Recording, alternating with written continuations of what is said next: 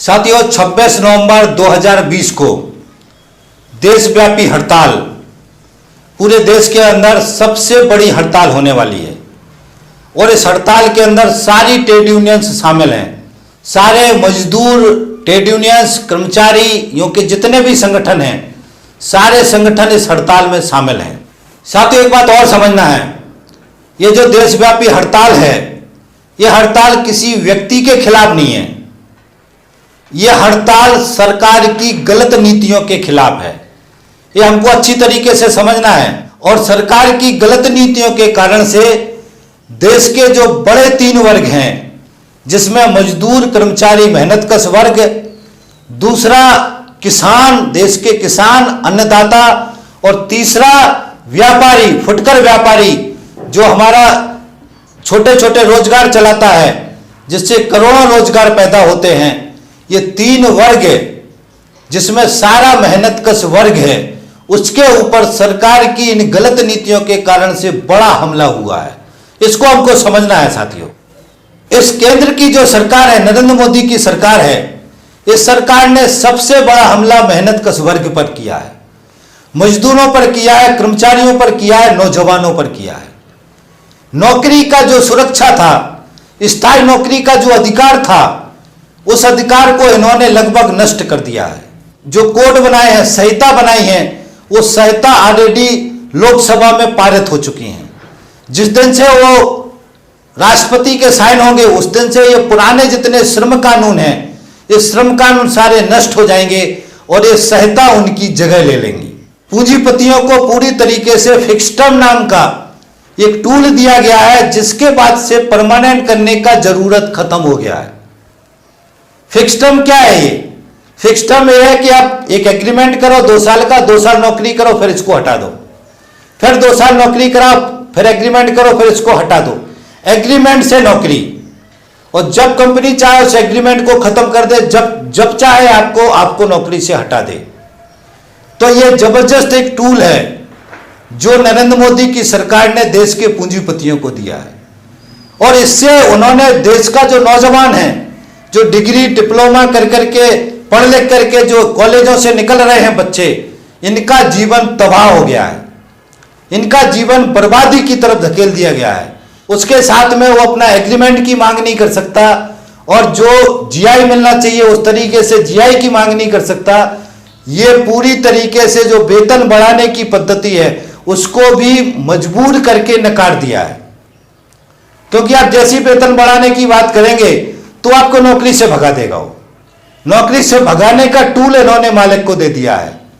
तो उससे जो मजबूर करा के, उसको गुलाम बना करके, उसका जितना ज्यादा से ज्यादा शोषण कर सकते हैं वो करेंगे। ये रास्ता नरेंद्र मोदी की सरकार ने बना दिया है। तो ये गलत नीति है। इसी नीति के खिलाफ ये हड़ताल है।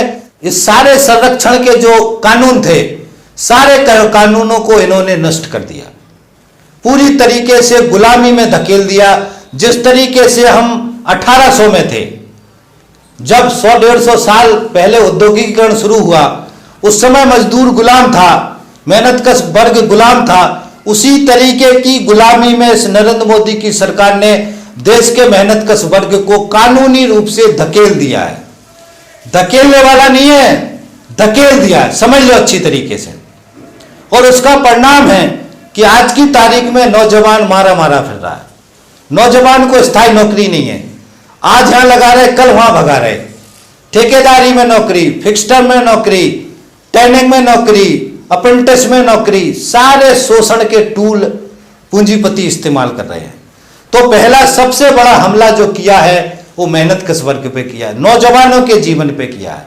इसी के साथ में साथ ही हम समझते हैं कि इन्होंने जो श्रम कानून है, उसमें जो असंगठित क्षेत्र के मजदूर हैं, जिसमें निर्माण मजदूर हैं, जिसमें स्कीम वर्कर हैं, आंगनवाड़ी हैं, आशा उषा है, मध्याह्न भोजन कर्मी हैं, ड्राइवर है, कंडक्टर्स हैं, ट्रांसपोर्ट कर्मचारी हैं, बहुत तरीके से हमाल पल्लेदार हैं, बीड़ी श्रमिक हैं, जो घरों पे जो उत्पादन का काम करते हैं, बहुत सारे ऐसे श्रमिक हैं जो अपने घरों पे छोटे छोटे प्रोडक्ट बनाते हैं। ये सारे श्रमिक जो है, इनको श्रमिक की परिभाषा से ही बाहर कर रहे हैं। इनको वो श्रमिक नहीं मान रहे। जब इनको श्रमिक नहीं मान रहे तो इनको श्रमिकों का अधिकार ही नहीं मिलेगा।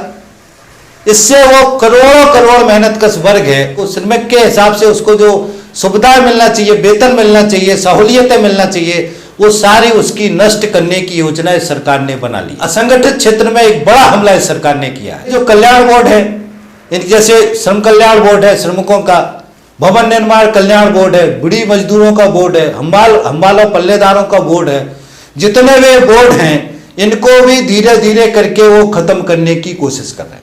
तो बड़ा मेहनत कश वर्ग पे हमला किया। ये नीति गलत है।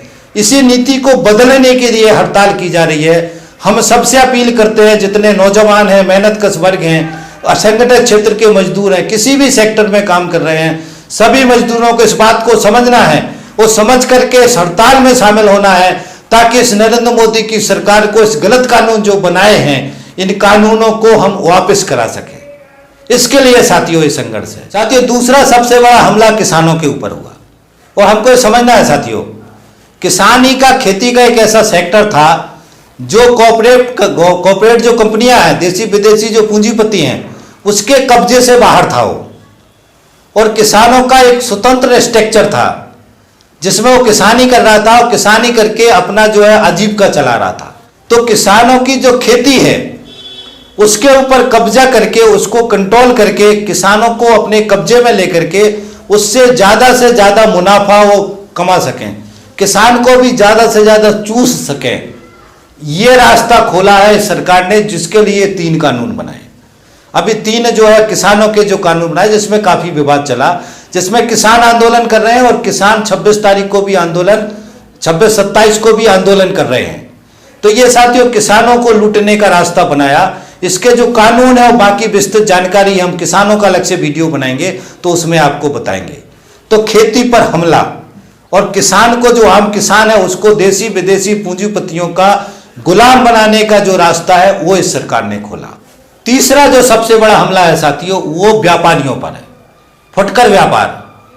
व्यापारियों को समझ में आया नहीं अभी तक, मगर विडंबना है साथियों, आज की तारीख में 100% FDI लाने के बाद फुटकर व्यापार में पूरी तरीके से वो विदेशी कंपनियां जो दुनिया के मार्केटों पे कब्जा करके बैठी हैं, वो कंपनियों का एंट्री हमारे देश में हो गया। उनकी बड़ी बड़ी कंपनी बढ़िया तरीके से हमारे देश में सेट हो गई, और बड़ी संख्या में आज की तारीख में ऑनलाइन मार्केटिंग, दुकानों खोले वो अलग है, मगर उन्होंने ऑनलाइन जो मार्केटिंग चालू की है, घर बैठ करके घरों पे सामान जो भेज रहे हैं, उसके माध्यम से मार्केट के बड़े क्षेत्र पर उन्होंने कब्जा कर लिया, और बड़ी संख्या में फुटकर व्यापार पे देसी विदेशी कंपनियों का कब्जा हो गया है।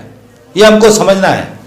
आज जो व्यापारी हैं, बड़ी संख्या में एक एक ग्राहकों की टुकटुकी लगा के देखते हैं कि मेरे दुकान पे कोई ग्राहक आ जाए, मगर उसकी चेतना में समझ में नहीं आ रहा कि सरकार की गलत नीति के कारण से मेरा ये रोजगार पूरी तरीके से नष्ट हो रहा है, और आने वाले समय में और पूरी तरीके से नष्ट होगा, ये बिल्कुल सुनिश्चित है। ये हमको समझना है, देश के व्यापारी वर्ग को समझना है, और व्यापारी वर्ग को समझ के खड़ा होने की जरूरत है, डर निकाल करके खड़ा होने की जरूरत है। तो व्यापारी वर्ग से भी अपील है, जो फुटकर व्यापारी हैं, कि इस वीडियो को सुने, और सारे व्यापारियों को सुनाने की जरूरत है, और एकजुट होकर के इस सरकार की इन गलत नीतियों के खिलाफ संघर्ष करने की जरूरत है। तो ये तीसरा साथियों बड़ा हमला व्यापारी वर्ग के ऊपर हुआ, जिसको हमको समझने की जरूरत है। और साथियों तीनों हमलों में हम देखते हैं एक ही चीज है जिसको समझना, अच्छी तरीके से पकड़ लो। मजदूरों को लूटने के लिए कौन लूटेगा? देसी विदेशी कॉर्पोरेट कंपनियां। उसके लिए पूरे श्रम कानून नष्ट किए नरेंद्र मोदी की सरकार ने। तो किसके लिए रास्ता खोला? देसी विदेशी कॉर्पोरेट कंपनियों के लिए, पूंजीपतियों के लिए, उनका मुनाफा बढ़ाने के लिए। किसानों के बारे में क्या किया उन्होंने? किसानों के जो छोड़ा बड़ी बड़ी कंपनी, उसमें किसका फायदा होने वाला? देसी विदेशी कॉर्पोरेट कंपनियां। तो देसी विदेशी कॉर्पोरेट कंपनियां उसमें बड़ा मुनाफा कमाएंगी, किसानों को लूटेंगी। तो उसमें किसका फायदा होने वाला? देसी विदेशी कॉर्पोरेट कंपनियां। अब तीसरा जो एफडीआई में, जो फुटकर व्यापार में, फुटकर व्यापार में कौन किसका फायदा है? देसी विदेशी कॉर्पोरेट कंपनियां। तो हमको साथ ये समझना है कि जो नरेंद्र मोदी की सरकार है, ये देसी विदेशी कॉर्पोरेट कंपनियों की सरकार है। ये देसी विदेशी जो कॉर्पोरेट कंपनियां, उनके लोग हैं, उनके लिए काम कर रहे हैं। ये अच्छी तरीके से समझ लो, अच्छी तरीके से दिमाग में घुसा लो। और ये देसी विदेशी जो कंपनियां हैं, ये करोड़ों करोड़ रुपया चंदा भारतीय जनता पार्टी को, आरएसएस के लोगों को, इन सब लोगों को दे रहे, जिस पैसे से हमारे देश में ये चुनावों में नंगा नाच कर रहे हैं। ये हमको समझना है, ये अच्छी तरीके से समझ लो। तो हमको कौन लूटेगा देश को? देसी विदेशी कॉर्पोरेट कंपनी, ये हमको समझना है। वो लुटेगा कौन? देश की जनता, देश का मजदूर, देश का नौजवान, देश का किसान, देश का व्यापारी, ये लुटने वाले हैं। और लूटने वाले कौन है? देसी विदेशी कॉर्पोरेट कंपनी। अब इसको पकड़ लेना अच्छी तरीके से, यही असल लड़ाई है। ये दो वर्गों के बीच लड़ाई है, ये दो वर्गीय जो भेद है, ये हमको समझ लेना। और जो देसी विदेशी कॉर्पोरेट कंपनियां हैं, उसके साथ में नरेंद्र मोदी की सरकार है, पूरी ये सरकार है, भारतीय जनता पार्टी है, आरएसएस है, पूरी ये सरकार इनके साथ है। और देश की जो जनता है, ये जनता को धर्म के नाम पर अंधा करके, धर्म के नाम पे, हिंदू मुसलमान के नाम पे झगड़ा करा करके, लड़ा करके, इसको दिमागी रूप से फंसा दिया है इसमें। क्या पे असल सवाल है जो है, इसको नहीं समझना है। हिंदू मुसलमान के नाम पे लड़ना है, और इस लड़ते लड़ते लड़ते अपनी जिंदगी के असल सवाल भूल जाने। तो जो यही हो रहा, भी नौजवान आज की तारीख में अपना ये श्रम कानून खत्म हो गया, ये उसको समझ में नहीं आ रहा, किसानों को भी समझ में नहीं आ रहा। बड़ी संख्या में जो नौजवान है, धर्म में अंधे होकर के अभी भी जय जय मोदी, हर हर मोदी अभी भी कर रहे हैं। तो ये पूरा बड़ा देश का जो 99% जनता है, उसको लूट रहे हैं, उसका शोषण कर रहे हैं, उसको बर्बाद कर रहे हैं। और देसी विदेशी जो कॉर्पोरेट्स कंपनियां हैं, उनको मालामाल कर रहे हैं। ये इस नरेंद्र मोदी की सरकार की पॉलिटिक्स है, जिसको अच्छी तरीके से समझने की जरूरत है, और अच्छी तरीके से समझ लीजिए। इसके अलावा साथियों, दूसरा क्या है, सबसे जो खतरनाक काम कर रही है नरेंद्र मोदी की सरकार, वो काम है कि ये देश में आधाधुंध निजीकरण चला रही है। अब निजीकरण में भी हमको समझना है साथियों, निजीकरण का मतलब क्या है। निजीकरण एक ऐसा शब्द का इस्तेमाल करते हैं, निवेश, विनिवेश, निजीकरण, जिससे देश की जनता को समझ में नहीं आ रहा। और वो ये समझाने की कोशिश करते हैं कि ये तो देश के भले के लिए है, देश के फायदे के लिए, इससे नौकरियां पैदा होंगी। ये हमको समझना है, ये सारी साथियों फालतू की झूठी बात है। मैं आपको अंग्रेजों के इतिहास में ले जाना चाहता हूं। जिस तरीके से ईस्ट इंडिया कंपनी आई थी, मेरे अंग्रेजी के वीडियो हैं दर्शन की सीरीज में, आप चाहें तो सुन सकते हैं उसमें। जब ईस्ट इंडिया कंपनी हमारे देश में आई थी, तो सेम यही बातें कर रहे थे वो, जो आज की तारीख में देसी विदेशी कॉर्पोरेट्स कंपनियां कर रही हैं। जो नरेंद्र मोदी की सरकार जो वकालत कर रही है, जो समझा रही है कि इस कंपनियों से आने से फायदा होगा, ये उस समय अंग्रेज समझा रहे थे देश के लोगों को। सेम तरीके, विकास होगा, डेवलपमेंट होगा, नौकरियां पैदा होंगी, ये होगा, वो होगा। फाइनली हमारे देश को लूट के ले गए। अभी क्या है, अभी जो इतनी देसी विदेशी कंपनियां आ रही, इनका कोई मकसद देश को डेवलपमेंट करना नहीं है, ये अच्छी तरीके से समझना। इनका एम है हमारे देश के अंदर पैसा कमाना, और पैसा कमा करके ज्यादा से ज्यादा धन लूटना, और ये धन लूट करके विदेशों में ले जाना, यहां भी नहीं रखना। जो कॉर्पोरेट्स कंपनियां हैं, उस पैसे को लूट के विदेशों में ले जा रहे हैं। यहां तक कि हमारे देश के पूंजीपति हमारे देश में जो धन लूट रहे, क्योंकि हमारे देश में लूट मची हुई है धन की, तो इस धन को लूट करके वो विदेशों में ले जा रहे हैं। उनको ये पता है कि विदेशों में हम धन इकट्ठा कर लेंगे तो हमारा धन कोई ले नहीं पाएगा, या किसी को समझ में नहीं आएगा। तो बड़ी संख्या में हमारे देश के पूंजीपति भी देश से धन लूट करके विदेशों में जाकर के, दुनिया के दूसरे के देशों में जाकर के कारखाने लगा रहे, वहां पे संपत्तियां इकट्ठी कर रहे। तो ये देश की लूट मची हुई है।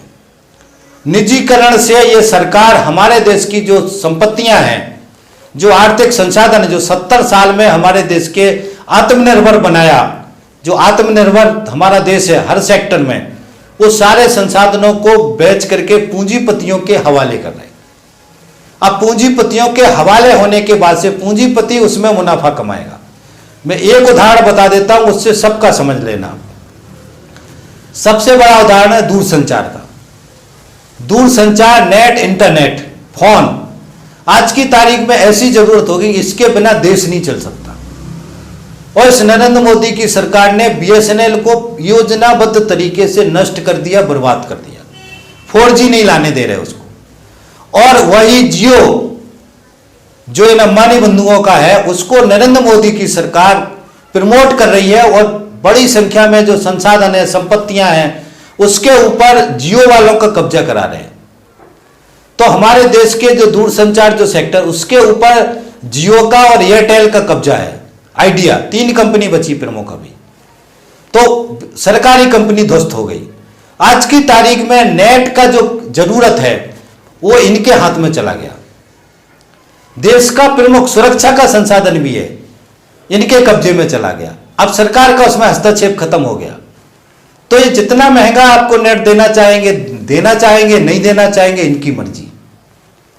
तो इस तरीके से, और इसको अंधाधुंध पैसा लूट रहे हो, अंधाधुंध पैसा कमा रहे हैं। तो इस तरीके से देश के ऊपर कब्जा करवा रहे हैं, ये समझना है हमको। वही रेलवे में हो रहा, अभी आपने फोटोग्राफ देखे होंगे, हवाई अड्डे बहुत सारे भेज दी जिसपे अडानी, लखनऊ का अडानी का नाम लग गया हवाई अड्डे पर। बड़ी संख्या में कॉर्पोरेट कंपनियां बिक रही हैं जिसमें देशी विदेशी पूंजीपति सारी संपत्ति को खरीद रहे हैं। तो ये नरेंद्र मोदी की सरकार अंधे रूप में पूरे देश को बेच रही है, सब कुछ बेच रही है। बैंक हो, बीमा हो, रेलवे हो, हमारे देश के जो हथियार बनाने वाले कारखाने हैं, तेल वाली ऑयल कंपनियां हैं, सब कुछ बेच रहे। तो अब इससे क्या होगा, किसका फायदा होगा? कौड़ियों के भाव बिक रही, कौड़ियों के भाव। यही ये सरकार है, इससे किसका फायदा होगा? देशी विदेशी कॉर्पोरेट कंपनी। इनको संसाधनों को कौन खरीद रहे? देशी विदेशी कॉर्पोरेट कंपनी। सरकारी कंपनी जितनी है उनको नष्ट कर रहे, उनको खरीद रहे देशी विदेशी कॉर्पोरेट कंपनी। तो हमको समझना है साथियों, ये सरकार जो है नंगे रूप में इस देश पर देशी विदेशी कॉर्पोरेट कंपनियों का कब्जा करवा रही, और इसके बाद फाइनली हमारा देश देशी विदेशी कॉर्पोरेट कंपनियों का गुलाम हो जाएगा। और यही ये नरेंद्र मोदी, आरएसएस, भारतीय जनता पार्टी चाहती है कि हमारा देश परमानेंटली देशी विदेशी पूंजीपतियों का गुलाम हो जाए, ताकि फिर इनका जो राजनीति है, राजसत्ता है, राज व्यवस्था, वो चलता रहे। तो ये षड्यंत्र हमारे देश के साथ में चल रहा है, जिससे देश की जनता को अच्छी तरीके से समझने की जरूरत है। ये देश को बेचा जा रहा है।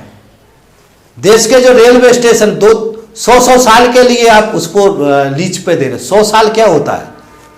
आपने 200 करोड़ रुपए ले लिए 100 साल के लिए, 100 साल वो पैसा कमाएगा उसमें।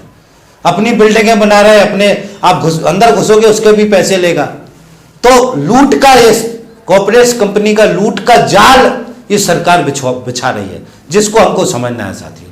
ये हमारे देश के हित में नहीं हो, अंग्रेज का नीति हमारे देश के हित में नहीं था। इस तरीके से ये जो लूट मची हुई है देश का, ये हमारे देश के हित में नहीं है। तो नरेंद्र मोदी की सरकार निजीकरण के नाम पे सारे देश पे कब्जा करा रहे हैं, ये हमको समझना है, सारे कंपनियों पर। अब दूसरा सेक्टर है देश के जो प्राकृतिक संसाधन है, प्राकृतिक संसाधन जिसमें कोयला, जिसमें पत्थर, जो सीमेंट के कारखाने लगे हुए हैं, जिसके अंदर से लोहा, जिसके अंदर से आयक्स, बहुत सारी खदानें हैं जो हमारे देश के अंदर है।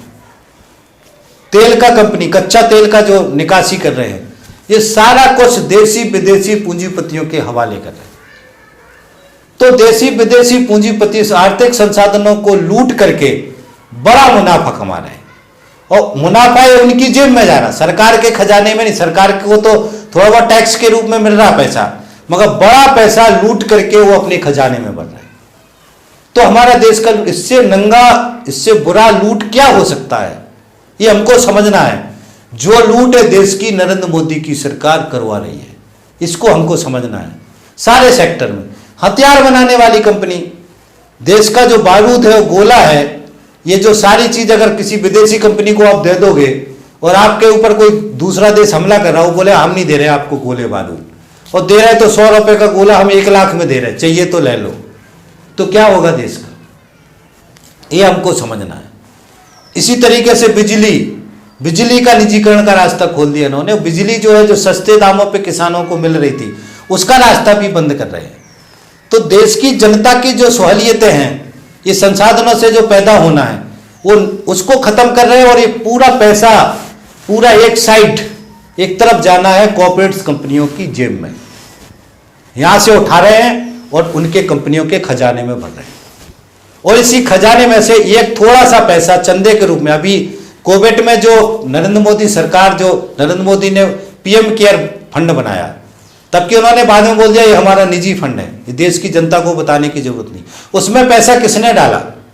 देश के नहीं पूंजीपतियों ने डाला। जो बहुत सारा पैसा सरकार ने पूंजीपतियों के खजाने भरा, उसमें से थोड़ा सा पैसा उठा के उन्होंने भारतीय जनता पार्टी के खजाने में डाला।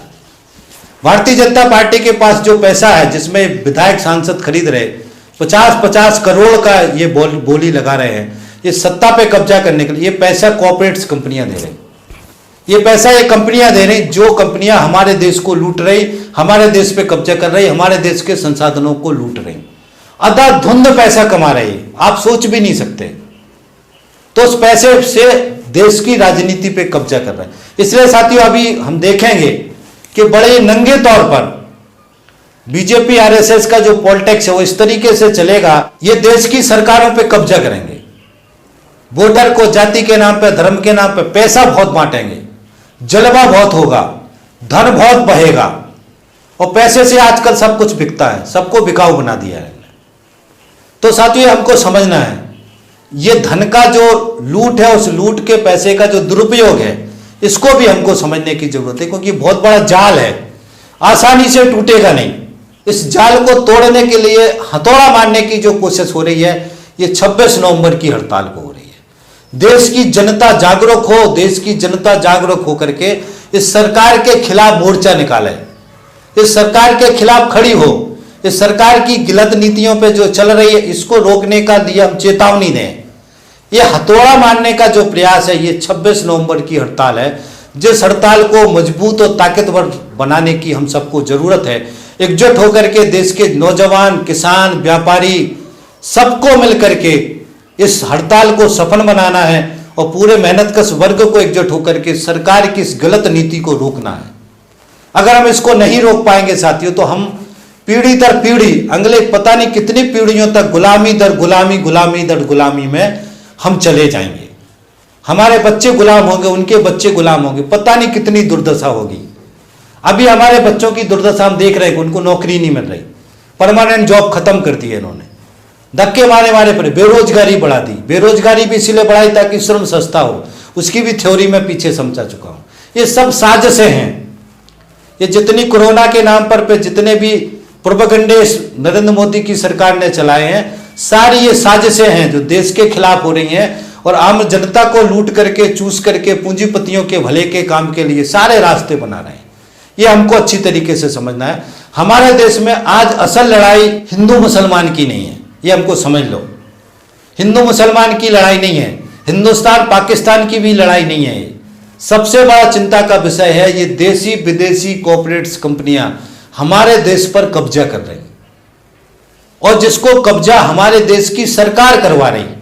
ये सबसे बड़ा चिंता का विषय है आज का, जो चिंता का विषय हमारे लोगों के दिमाग में भी नहीं है। देश को लूट के, देश को बर्बाद करके, देश को परमानेंट गुलाम बना करके, आज की तारीख में सारे जैसे कोयला ये सब लूट करके देशों विदेशों में एक्सपोर्ट करके खत्म कर दिए। जो लोहा हमारी जमीन में सब उखाड़ फूड़ के देसी विदेशी कंपनियां सब खत्म कर दिए। जो तेल है, ऑयल है, वो सारा हमारा निकाल के मुनाफे, फिर क्या होगा देश का? फिर हमारी अगली से अगली पीढ़ी क्या करेगी? उनके पास क्या होगा? उनके पास कुछ नहीं होगा।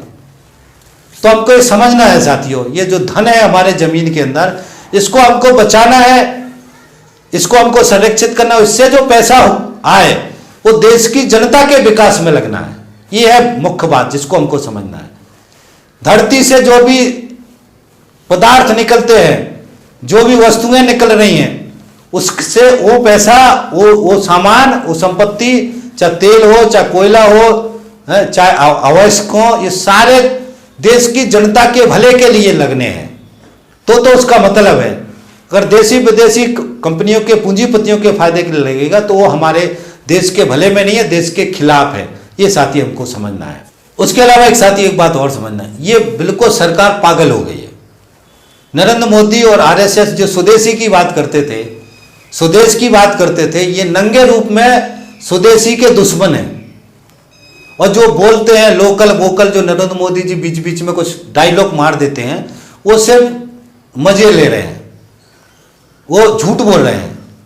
कोई लोकल वोकल का मतलब नहीं है। ये 100% विदेशी कॉर्पोरेट्स कंपनियां और जो हमारे देश की कंपनियां, वो यहां से पैसा ले जा करके विदेशों में ले जाएं, ये इसका रास्ता इन्होंने बिल्कुल बना दिया।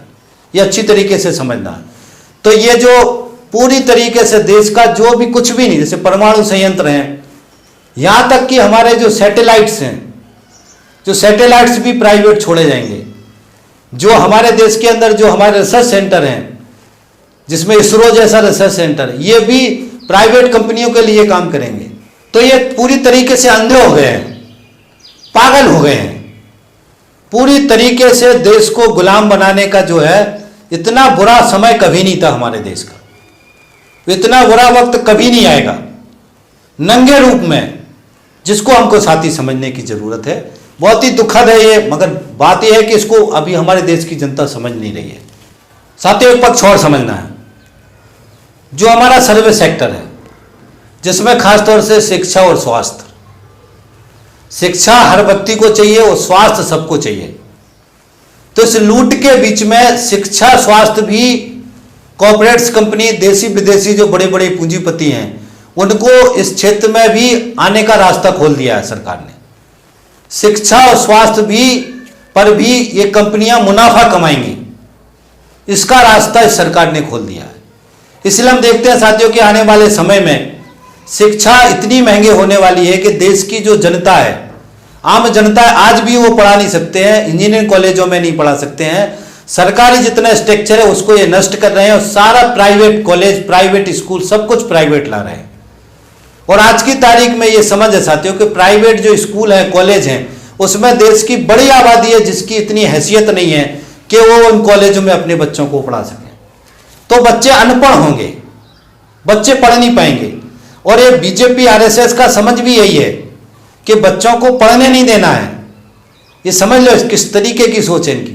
आर्थिक रूप से उनको कमजोर कर दिया, पैसे नहीं मिल रहे, मजदूरी कम हो गई, परमानेंट नौकरी खत्म हो गई, तो आप आर्थिक रूप से कमजोर हो गए। और यहाँ शिक्षा महंगी कर दी, स्वास्थ्य महंगा कर दिया, तो आप शिक्षा भी नहीं ले पाओगे और स्वास्थ्य भी नहीं ले पाओगे। तो बड़ी संख्या में लोग ये अशिक्षित करके उनको, ताकि अशिक्षित लोगों को दिमागी रूप से कंट्रोल करने में आसानी होती है, ये इनका सोच है। इसलिए बड़ी संख्या में यूथ, खासतौर से गरीब जो आबादी है, उनकी पीढ़ी पढ़ ना पाए, जिसके लिए नई शिक्षा नीति लेके आए, बहुत ही खतरनाक है, जिसका विरोध करना चाहिए, जिसको हमको अच्छी तरीके से समझे। उसके लिए तो जनता को लड़ना चाहिए, हम उसके लिए हमें समझे में नहीं आ रहा। उसी तरीके स्वास्थ्य में देख लीजिए साथियों, सरकारी स्ट्रक्चर पूरा नष्ट कर रहे हैं और पूरे प्राइवेट हॉस्पिटल इतना महंगा कि आज की तारीख में बड़ी संख्या में आबादी है जिसके पास पैसे नहीं है इलाज कराने के लिए, और वो घर पे कोई बड़ी बीमारी हो जाए तो वेट करते हैं कि आदमी मर जाए, अस्पताल नहीं ले जा सकते, क्योंकि अस्पताल में इतना महंगा इलाज है कि उसका जिंदगी भर का कमाई सब जमीन जायदाद बिक जाएगा। तो हमको साथ ये समझना है कि इस पे निजीकरण करके, देसी विदेशी पूंजीपतियों को इन्वॉल्व करके, इसको पे भी लूट रहे, बिजली पे कोई भी सेक्टर नहीं बचा। ट्रांसपोर्ट में आपको पूरी कॉर्पोरेट्स कंपनियां लाना चाह रहे, जहां ये बसें चल रही हैं, ये जो बस संचालक है, एक एक दो दो गाड़ियां चला रहे, ऑटो चला रहे, ट्रक चला रहे, इनकी जगह पे भी वो देसी विदेशी कॉर्पोरेट्स कंपनियों को लाना चाह रहे हैं। तो ये सरकार पागल हो रही है पूरी तरीके से। फिर ये लोग करेंगे क्या? हमारे जो देश की जनता है वो क्या करेगी? तो ये पूरी तरीके से साथियों देश को अंधकार में डाल दिया इन्होंने। ये पूरी नीतियां बिल्कुल गलत हैं सरकार की, जिसको हम सभी को साथी समझना है और सभी को साथियों एकजुट होकर के इस गलत नीतियों का विरोध करना। अच्छी तरीके से समझ लीजिए, आज नहीं, ये बहुत लंबा संघर्ष चलेगा, ये हमको समझना है। और अंत में साथियों मैं समझाना चाहता हूं कि हिंदू मुसलमान का जो जहर बोया जा रहा, अब समझ लीजिए आखिरी में, हिंदू मुसलमान का जहर, यहां मुसलमानों से कोई खतरा ना हिंदुओं को है और ना हिंदुओं को कोई खतरा मुसलमानों से है। सब ये आर्टिफिशियल है, सब ये साजिशें हैं। जो हिंदू मुसलमान का नफरत है वो लड़ाई देश में बनाई जा रही है, और ये लड़ाई इसलिए बनाई जा रही ताकि आप ये जो देश को लूटने का, गुलाम बनाने का जो पूरा ये चल रहा षड्यंत्र, इस षड्यंत्र को देश की जनता समझ ना सके। इसलिए हिंदू मुसलमान के नाम पे, धर्म के नाम पे नफरतें पैदा करके, और धर्म के नाम पे, क्योंकि हमारा देश का ये बहुत बड़ा दुखद पहलू है कि हम इतने ज़्यादा आस्तिक है हमारे देश की जनता कि धर्म के नाम पे आप उनको पागल बना सकते हैं, धर्म के नाम पे आप उनको बेवकूफ़ बना सकते हैं, धर्म के नाम पे आप जनता को उपद्रवी बना सकते हैं, धर्म का नशा चढ़ा करके एक दूसरे के आप मारा काटी करवा सकते हैं, दंगा फसाद करवा सकते हैं, सर कटवा सकते हैं, कत्ल करवा सकते हैं, कुछ भी करवा सकते हैं। तो ये धर्म का जो इस्तेमाल हो रहा है इसको हमको समझना है, और हमको सबको इस धर्म का दुरुपयोग चाहे हिंदू धर्म की तरफ से हो रहा है या इस्लाम धर्म की तरफ से हो रहा, मुसलमानों की तरफ से हो रहा, सबको समझना है। मुसलमान की तरफ से भी जो धर्म की पॉलिटिक्स कर रहे हैं वो भी इस राजनीति के शिकार हैं, हमको समझना है। और हिंदू धर्म के अंदर भी जो धर्म की पॉलिटिक्स कर रहे हैं वो भी इस राजनीति के शिकार है। खासतौर से अभी जो नरेंद्र मोदी और आरएसएस की जो पॉलिटिक्स चल रही है इसको समझना, ये मुसलमानों के प्रति, जो मुसलमानों में भी अतिवादी लोग हैं, ये बात सच है, मगर अभी बहुत बड़े षड्यंत्र मुसलमानों के खिलाफ योजनाबद्ध तरीके से चलाए जा रहे हैं, नफरतें पैदा की जा रही हैं, जिससे हिंदू मुसलमान का बंटवारा में जनता का जो विवाद है, डर है, उसके अंदर पैदा हो जाए, हिंदू मुसलमान के विवाद को प्रमुख राजनीतिक विवाद मान लें और इससे वो चुनाव जीतते रहें। इनकी ये पॉलिटिक्स है, हमको समझना है। ये पॉलिटिक्स जैसी चुनाव आते हैं वैसी ये पॉलिटिक्स तेज होती है, और बाकायदा योगी आदित्यनाथ जैसे लोग इस पॉलिटिक्स को रंग देने के मास्टर हैं, बहुत सारे मास्टर, नरेंद्र मोदी भी मास्टर हैं, अमित शाह इसके बहुत ही वैज्ञानिक हैं, जो उन्होंने गुजरात में हिंदू मुसलमान की पॉलिटिक्स की। तो ये पॉलिटिक्स जो हमारे देश में चल रही धर्म आधारित पॉलिटिक्स, जो हिंदुत्व की पॉलिटिक्स भी मैं समझा चुका हूँ, इसको हमको समझना, इसके जाल से बाहर निकलना है। और हमको असल में पेट की जो लड़ाई है, रोजी रोटी रोजगार है, इस पर हमको इस पॉलिटिक्स को समझना है, वो इसके ऊपर ये पॉलिटिक्स क्या कर रही है इसको हमको टारगेट करना है। तो ये साथियों बहुत ही महत्वपूर्ण बात है कि हमको इस पॉलिटिक्स से बाहर निकलना है, हिंदू मुसलमान की पॉलिटिक्स से, और इस बीजेपी आरएसएस की जो पॉलिटिक्स है देश को गुलाम बनाने की, देसी विदेशी कॉर्पोरेट्स कंपनियों को देश को गुलाम बनाने की जो पॉलिटिक्स है, इसको हमको उजागर करना है, इसको नकारना है, इसको हमको समझाना है, इसको इस नीतियों को बदलवाना है। वो ये नीति नहीं बदलते तो इनको हमको राजनीति की मुख्य धारा से हटाना है, ये हमको समझना है साथियों।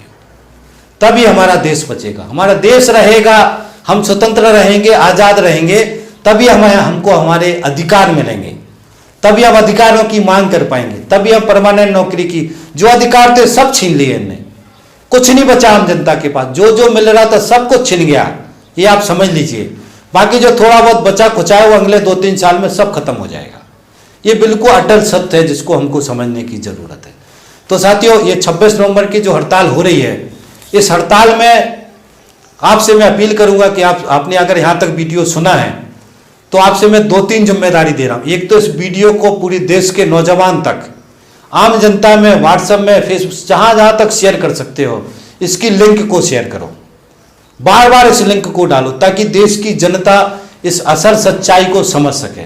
पहला अपील है। दूसरा अपील है साथियों कि 26 तारीख को पूरे देश में हड़ताल हो रही है, आंदोलन हो रहे हैं, कार्यक्रम हो रहे हैं। हो सकता है आपके क्षेत्र में उतनी ताकतवर रूप में कोई संगठन ना हो, उस दिन किसानों का भी आंदोलन हो रहा है, किसानों मजदूरों का आंदोलन हो रहा है, किसानों का गांव बंद आंदोलन हो रहा है। तो ये जो किसानों का मजदूरों का जो आंदोलन हो, इसमें सब लोग शामिल हों, बड़ी संख्या में शामिल हों, बड़ी संख्या में प्रदर्शनों पे निकलें, ये मेरा दूसरा निवेदन है। तीसरा निवेदन है साथियों कि इसको सोशल मीडिया पे कैंपेनिंग चलाएं। सोशल मीडिया में बड़ी संख्या में यूथ है, यूथ के अंदर कैंपेनिंग चलाएं, और कारखानों के अंदर हम सबकी जिम्मेदारी है कि अगर व्हाट्सएप पे आज हम सब कर सकते हैं, मैं कम से कम हजारों लोगों को मैसेज डाल सकता हूं, इस तरीके से आप भी हजारों लोगों को मैसेज डाल सकते हैं, इस तरीके से दूसरे लोग हजारों लोगों को मैसेज डाल सकते हैं। यदि हमने इस कड़ी को बना लिया तो हम पूरी देश की जनता को जोड़ सकते हैं। आज ये टेक्नोलॉजी है, बस हमारे दिमाग का सवाल है। इसलिए यदि आप कोशिश कर देंगे तो हम अपने बच्चों की नौकरी बचाने के लिए सरकार को दबाव डाल सकते हैं। ये गलत श्रम कानूनों को जो लागू कर रही है सरकार, इसको रोकने के लिए हम दबाव डाल सकते हैं। किसानों की जो गलत नीति है उसको दबाव डाल सकते हैं। देश को गुलाम बनाने से, आर्थिक रूप से गुलाम बनाने से बचा सकते हैं। तो आप देश के लिए, देश की जनता के लिए, खुद के लिए, अपने बच्चों के लिए इस आंदोलन में सहयोग करें। ये आपकी जिम्मेदारी है, जो मैं आपको एक जिम्मेदार नागरिक, भारत का जिम्मेदार नागरिक होने के रूप में आपको जिम्मेदारी दे रहा हूं। तो आप सहयोग करें। और अंत में साथियों मेरे 2-3 निवेदन है। एक तो यह है कि यदि हमारा चैनल सब्सक्राइब नहीं किया हो तो चैनल को सब्सक्राइब कर लें। और प्ले लिस्ट में इस हड़ताल से जुड़े हुए एक फोल्डर है, पिछली हड़तालों के भी फोल्डर है, गुलामी का एक फोल्डर है जिसमें श्रम कानूनों से जुड़ी जानकारी है, बहुत सारे मजदूरों से, किसानों से जुड़े सारी जानकारी प्ले लिस्ट में है। तो चैनल भी सब्सक्राइब कर लें ताकि आप हमारे साथ जुड़ जाएं। और उसके साथ में प्ले लिस्ट में जाकर के ये सारे जो जानकारी है, सारे वीडियो, इनको समय निकाल करके सुने। तो इसी अपील के साथ कि आप सहयोग करेंगे, मैं अपनी बात खत्म करता हूं। थैंक यू साथी, धन्यवाद, थैंक्स। मिलते हैं अगले वीडियो। थैंक्स।